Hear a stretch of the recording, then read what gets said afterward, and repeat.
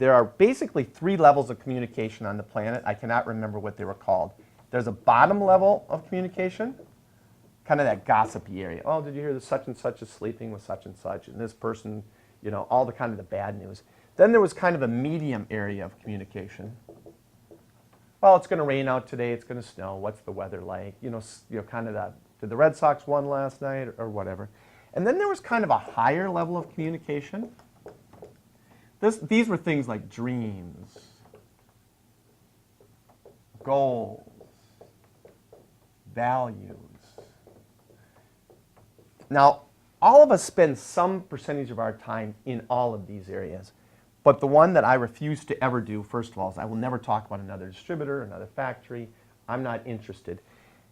You know, of course, it's going to rain this week and it's going to snow. We spend some time here. But this is where I spend the majority of my time with customers. And we talk about, you know, our credo. We promote from within. We never hire from our competitors. Try to keep our employees' retirement.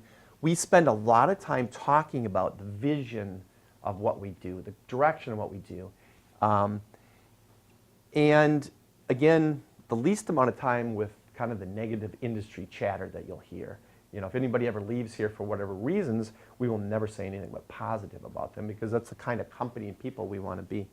But if the thing with customers is if you speak about gossip, if you speak poorly about someone, they think poorly about you. If you speak, you know, highly about something, they think highly of you.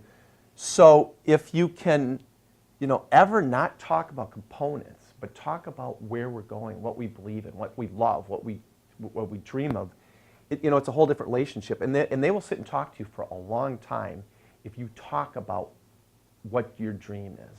If you talk about the weather, they'll give you 5 minutes. If you talk about what's in your heart, they will give you endless amount of time to talk because they're interested.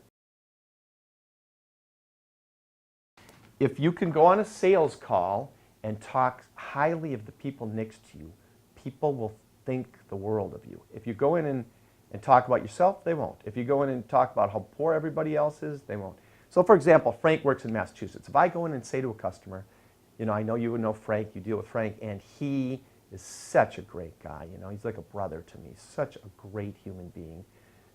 Obviously, they think that the company that Frank is, I am, and that's the kind of people where if I went in and spoke poorly of Frank, then obviously it's the other thing. But one of the things I try to do is build the company up by building everybody in the company up. And I think that's important for you to do.